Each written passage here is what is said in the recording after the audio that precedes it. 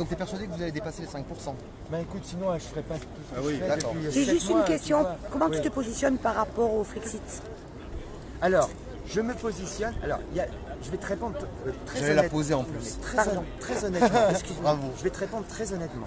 Si tu veux que toi et moi on parle du Frexit, j'en parlerai avec le. Ça te dérange pas? Excuse-moi, je suis en train de Ne lui filmer, coupe ça pas te la dérange parole. Non, mais rien ne me dérange. Tu fais des photos. Je suis- Désolé. Comment tu t'appelles? Je m'appelle Paquita. Paquita. Moi, je On se m'appelle. connaît du stade. Oui. Moi, je m'appelle Francis. C'est super intéressant qu'on ait tous les deux une discussion sur le Frexit. Mais c'est ni à toi, Paquita, ni à moi, ni à Asselineau, ni à qui que ce soit, ni à personne, ni à Mélenchon, ni à personne de décider si on doit faire le Frexit ou pas. Non, C'est ma au- question, c'est ta position. Ma Voilà. position, mais comme là on est en campagne électorale, je veux pas que si je te dis ma position, tu penses que c'est la position des 79 personnes. Mais c'est pas du tout ça. D'accord. Je parle pas à ta liste, je te Oui, parle mais à tu comprends que lui là il est là Oui. en tant que... Alors, donc, je vais répondre simplement, comme Francis. les grandes lignes par rapport au Frexit. D'accord.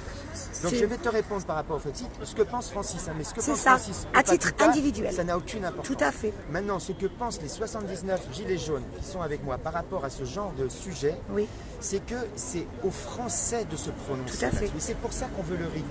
On veut le RIC pour que les Pour ça et le Françaises reste. et les Français puissent se prononcer sur ce genre de sujet. Parce que c'est des sujets, c'est pas un politicien ou une liste de gars sur un coin de table qui va décider si on doit faire le D'accord, Frexit mais ou on en pas. parle. Le RIC et le Alors, Frexit, c'est un sujet quand je vais même te répondre. qui intéresse énormément les gilets Le jaunes. RIC, c'est aussi notre sujet. Parce que nous, si on a des élus européens, on va l'installer. Dès le mois de mai, on va installer le RIC.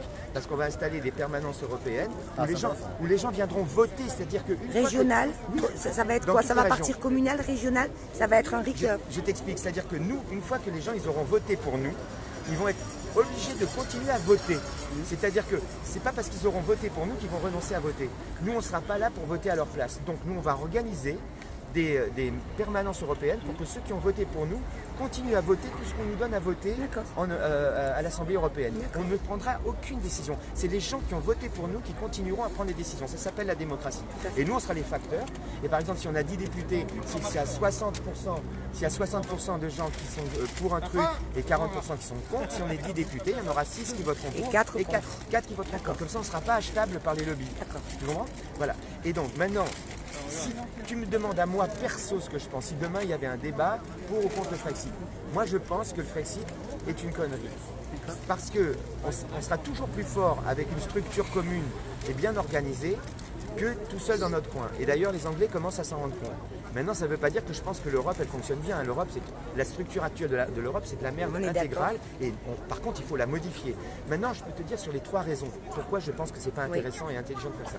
La première, c'est que les gens qui sont pour le Frexit disent qu'on a besoin du Frexit pour récupérer la monnaie. C'est faux. La loi de 73, la loi du 3 janvier 73, qui donc obligeait les États-nations à emprunter à des organismes privés et perdait ainsi la souveraineté monétaire dans les États-nations, ben cette loi du 3 janvier 1973, elle a été abrogée le 1er janvier 1994. C'est-à-dire qu'aujourd'hui, ceux qui te disent que l'Europe, ça nous empêche, enfin l'Union européenne nous empêche d'avoir la monnaie, c'est faux. Si on C'est plus veut, on peut d'actualité. l'avoir. D'ailleurs, il y a 9 pays de l'Union européenne qui n'ont pas la monnaie. Absolument. Ok. Donc ce premier argument n'est pas un bon argument. Ensuite, dire que les directives européennes prévalent sur les décisions des parlements nationaux, c'est faux. Et je te le prouve. Par exemple, il faut que tu saches que 70% des règlements, des recommandations et des directives européennes ne sont pas appliquées par les États-nations.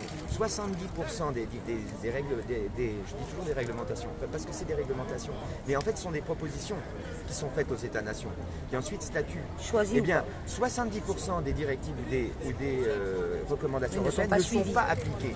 Et donc ça veut bien dire que l'Europe n'est pas contraignante. Parce que ça veut dire que ce sont les États-nations qui décident à l'arrivée. Ils font ce qu'ils veulent. Parce qu'en plus, l'Europe ne perçoit pas d'impôts. Tu vois?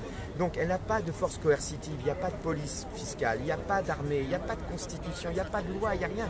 C'est juste une fiction en réalité, cet épouvantail européen. C'est une fiction. Je te donne un exemple.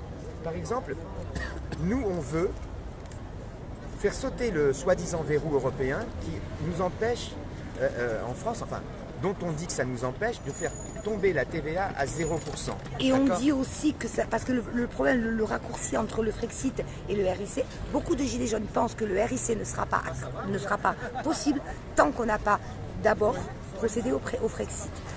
Alors Est-ce ça, qu'on je vais y dépendra répondre toujours de après. l'Union européenne? Je vais y Voilà, répondre parce qu'on après. sera toujours Mais dépendant. je te donne un exemple sur le caractère non contraignant de la construction politique de l'Union européenne sur les États-nations. Par exemple, nous, on demande d'ailleurs au gouvernement français de ne pas tenir compte de la recommandation européenne qui fixe la limite du seuil de la TVA à 5%. Il nous dit qu'on ne peut pas descendre en dessous de 5%. Nous, on veut 0% pour les produits de première nécessité et tout ce qui est aussi la facture énergétique. Okay, donc on nous dit ici en France, c'est-à-dire le gouvernement actuel nous dit on ne peut pas descendre en dessous de 5% parce qu'il y a une réglementation européenne qui nous l'interdit. Déjà, par exemple au Luxembourg, ils sont à 3%. Donc ils n'ont pas tenu compte de ce verrou. Okay, Donc on peut ne pas en tenir compte. mais bien sûr, on peut ne pas suivre. pourquoi on le je suit? te donne le LBD. La meilleure Oui, ça preuve. aussi. Le LBD, on est le seul pays en Europe à l'utiliser parce qu'il y a une directive européenne contre une le arme de LBD. Ah, mais D'accord ? c'est quand ça leur arrange alors. C'est exactement ce que quand ça j'essaye leur de arrange. t'expliquer. En fait, Pourquoi on reste dans l'européen si on fait que des choses qui leur arrangent? parce qu'il y a, Excuse-moi, je te dis, quand ils ont reçu la haute commissaire de l'européenne qui leur a dit d'arrêter toutes ces violences, Castaner répond on est en état de droit, ils n'ont pas de leçons à nous donner, donc notre gouvernement veut l'Europe, mais que dans ce qui leur arrange. Parce que, Pourquoi exactement. aller dans ce sens-là? Ça, ce que tu viens de dire, c'est un des dysfonctionnements de l'Europe. Moi, je pense que ce qui nous aiderait aujourd'hui, c'est d'avoir plus d'Europe, une vraie Europe, comme les États-Unis, avec un gouvernement fédéral, une police États. fédérale, des impôts fédéraux, des moyens de Absolument, ça coercition, fonctionne très etc. Un étalement des règles communes, etc. C'est-à-dire, en ce moment, l'Union européenne, elle fonctionne comme tu dis. Mais elle présente aussi un intérêt parce que, si tu veux, aujourd'hui, il y a quand même, je pense au niveau écologique, il y a des mesures à prendre qui sont très importantes et qu'on ne peut pas prendre si on n'a pas la puissance de l'Europe, notamment le démantèlement des usines nucléaires. Tu vois, notamment la transition énergétique, si tu veux vraiment équiper tout en solaire, vraiment faire rétablir les équilibres entre les entreprises qui fonctionnent en ce moment et qui polluent et ce qu'on pourrait mettre à la place, etc. Ce sont des très gros chantiers, il y en a d'autres. Mais je pense que l'Europe peut nous aider et doit nous aider et nous aide forcément à pouvoir envisager ça. Et si on se remorcelle comme avant, on ne pourra pas. Donc en fait, les arguments, si tu veux, je te donnerai une image. Si tu as une plaie sur le bras, eh bien, plutôt que de couper le bras, il vaut mieux soigner la plaie. Je pense que l'Europe, il faut la transformer, il faut lui donner vraiment les moyens de ce qu'elle veut être, ce qu'elle prétend être, plutôt que de repartir comme c'était avant. Mais ça, encore une fois, je te le dis, ça, c'est l'opinion de Francis.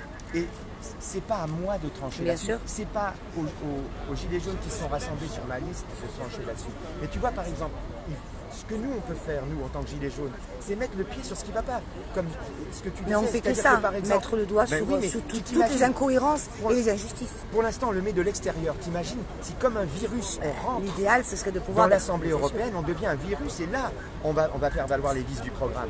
Parce que tu vois, aujourd'hui, il n'y a aucune raison que le gouvernement français il ne veuille pas obéir aux directives européennes sur le LBD et qui veuille obéir aux directives européennes sur la TVA. Voilà. Et il faut bien comprendre que le bordel, il est chez nous.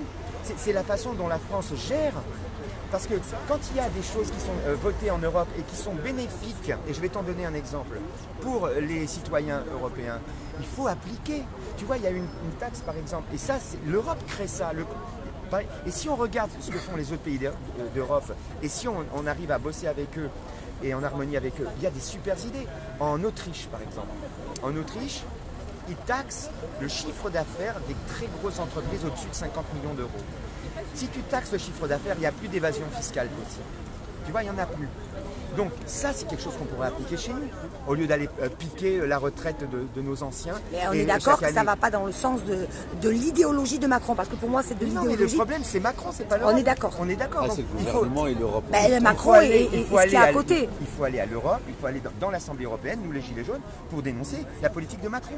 Tu comprends bien que nos anciens, on ne peut pas chaque année remettre en question les acquis de nos anciens, alors que par exemple, tu appliques la taxe Tobin, dite la taxe Robin des Bois, qui est une taxe sur les transactions financières, qui avait été pour reverser Avec ça, ben, si tu fais ça, tu peux financer la baisse de la TVA à taux zéro. Mais on peut le faire. Et on peut le faire. On peut le faire.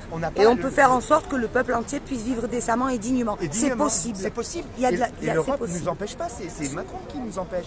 Par exemple, si on applique cette taxe sur le chiffre d'affaires des entreprises, on pourrait, nous, ce qu'on propose d'ailleurs, c'est que cette somme qui serait préservée, hein, cette taxe de 0,1% ou 0,1%, enfin il faut la définir, tu vois, mais si tu perçois cette taxe, eh ben, avec ça tu peux par exemple financer, on a 100 milliards à retrouver, on peut les retrouver les 100 milliards pour justement traiter la dépendance et les problèmes de handicap. Il faut en parler, c'est ça. Si par exemple tu fais comme en Espagne ils ont fait un truc génial.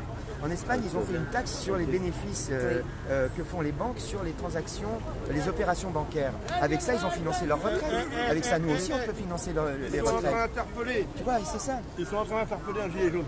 Où ça? Ah non. Ah ben ça va commencer, hein. Ben, un monsieur avec une canne en même temps.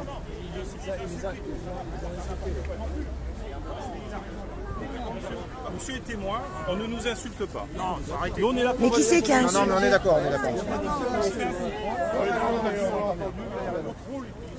Il a dit quoi comme insulte? C'est le monsieur qui a insulté la police. Ben, forcément, il se fait lever.